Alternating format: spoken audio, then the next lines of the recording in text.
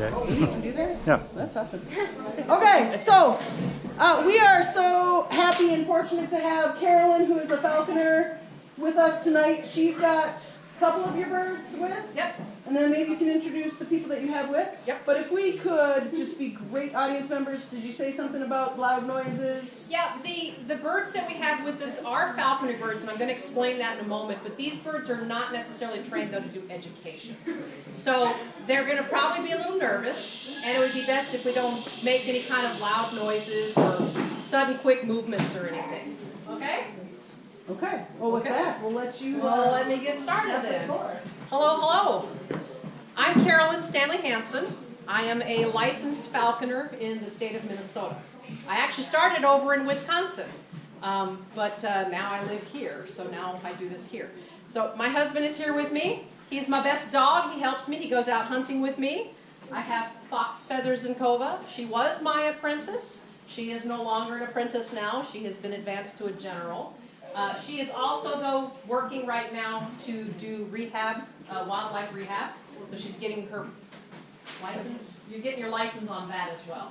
So, but she has with her one of her falconry birds, and she'll get to talk to you about this little girl in a bit. This is Anna. She is my current apprentice. So she is just now starting with me and learning falconry. In fact, we have a brand new red tail that we trapped just last Thursday. So we'll be bringing her out in a little bit. So I'm going to kind of mix this up a little bit. I am going to introduce a little bit of what falconry is, and then I have a little game that's going to be happening here. I have written down 5 of the most common questions that I always get asked. So if you come up with one of the questions, you get a prize. I have chocolate. Yeah, really. So what is falconry? Falconry is a sport. It is licensed. You do have to have a permit to be able to practice this sport. Mine is right here, because I have it with me at all times whenever I'm with the birds. It used to be a joint federal and state license. However, here a few years ago, the Fed issued out a set of rules, and they said, okay, all you states, we don't want to deal with this anymore. So if you adopt these rules, you can be more stringent, but not less. And then the states will run the program. So that's what's happened. So the states now have taken over the program. So in order to become a falconer, you have to first pass a test. A written exam, 100 questions, not easy. Which has to do with the information about falconry, about the laws that govern falconry, about the health of the birds and all of that. So you got to pass that written exam. Then you got to get all of your equipment, because obviously if you're going to get a bird, it can't live in your living room or your bedroom. It's got to have a place for itself to go. And you have to have all the falconry equipment to go with it. And then the third one, which is the hardest one, you got to have a sponsor. Because this is a sport where we apprentice. So people usually will spend 2 years apprenticing under somebody. And then after those 2 years, they go on to become a general for 4 years. And then after that, then you become a master. I am considered a master, although I don't say, I don't always feel like I'm a master of everything, even though I've been doing this since 2002. But the people that trained me have been doing it for 30 plus years. So she was a junior apprentice. She started a few years ago with her dad. So her dad was kind of doing it also with her. However, the person who was sponsoring them both for family reasons can't do it anymore right now. And Dad doesn't have enough experience to continue it. He's a general. He's a general, but you have to have a couple years of experience as a general to do the teaching. So he's not able to do it, but she went looking and found me. So I went ahead and have picked up to do her training. So falconry, what is it? It's a sport. It's a sport where we use wild birds to go and pursue and catch wild game. It is not pet keeping. We don't do this so that we can have, oh, look at this cool bird on my fist. The point is to take the bird, go out, hunt, kill, they eat. Mostly what we're catching is for them to eat. Now there are several different species of birds that are used in the sport.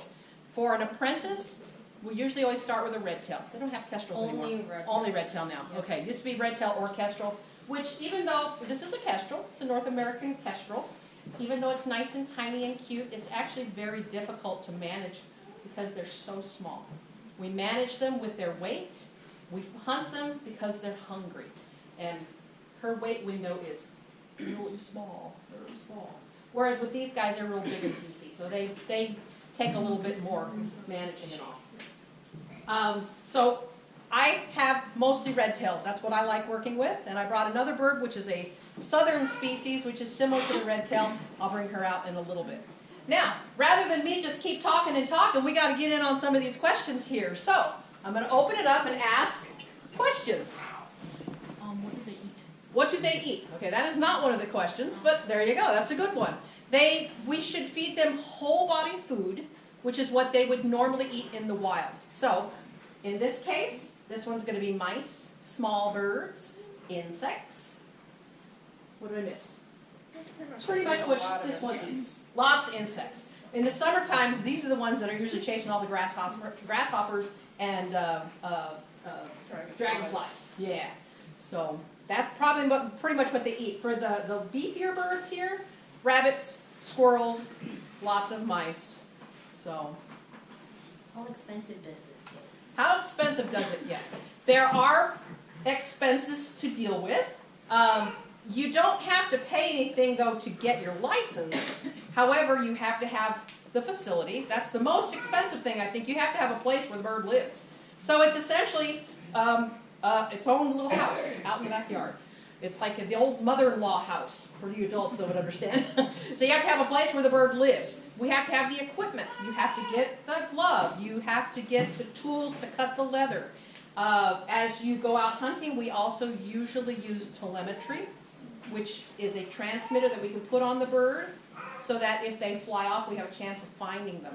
Telemetry is not cheap. So it's not cheap. It will cost several $1,000s. So, yeah. How old do you have to be to do? Okay. Junior apprentice. Here, let her answer you. She just finished getting through all this. So. Junior is 14 to 16, but you have to have another adult be a falconer because you do not have a bird when you're a junior apprentice by yourself. And she had one with her dad. So her dad was going through the apprenticeship at the same time. So the bird technically was his bird. So, and then when you reach 16, you are a regular apprentice, which that is when you can have the housing and the bird at your house without having an adult present. And you cannot become a general until after 2 years of apprenticeship Right. and age of 18. You have to be at least 18. Yeah. So, okay. Wow, we still haven't hit any of the questions yet. How and where do you get a falcon, or not the license, but the sponsorship? That's a tricky one. In the state, our state, but most states, there's usually a club for falconry. Now, usually you have to submit information. You have to submit to your state authority, which is going to be your Department of Natural Resources. Sometimes they have a list of people that can do it. Not always. But even still, just if you get that list doesn't necessarily mean that, the person that's on the list is going to sponsor you. You have to prove to that person that you're serious about this, because this is not just a casual hobby. This is an obsession. You really have to be dedicated to want to do this. So pretty much if you were somebody who was interested, you would go join the state club. Go make friends. Go to the meets. Go out, go hunting. Meet people that way. So, in the back here. How long can they live up to? Okay.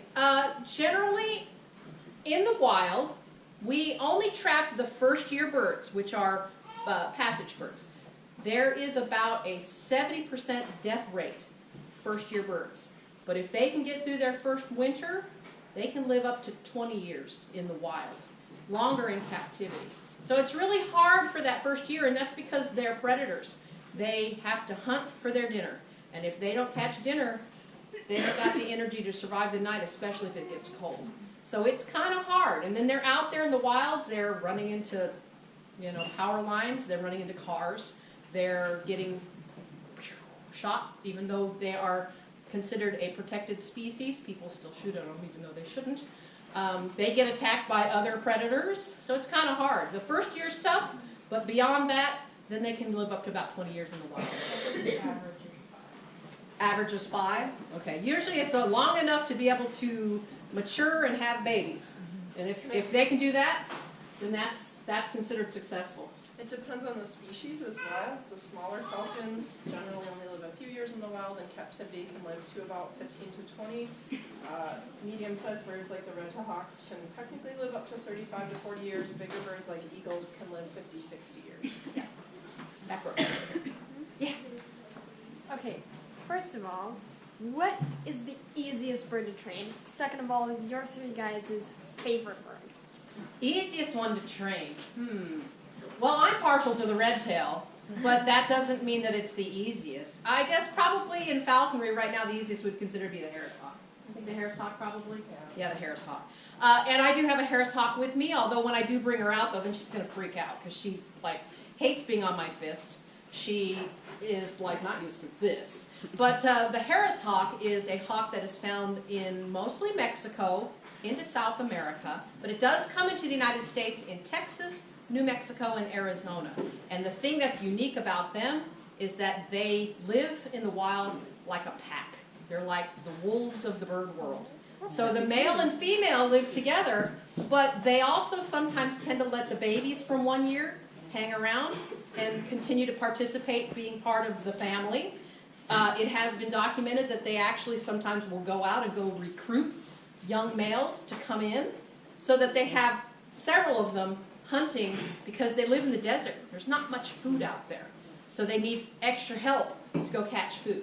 So because of that, they can very easily take to the falconry. They just figure, yeah, well, you're just one of me, okay. And then also some people will fly them with others of their own kind. Usually these guys, we fly them one at a time because they just don't play well. They don't play well with their neighbors.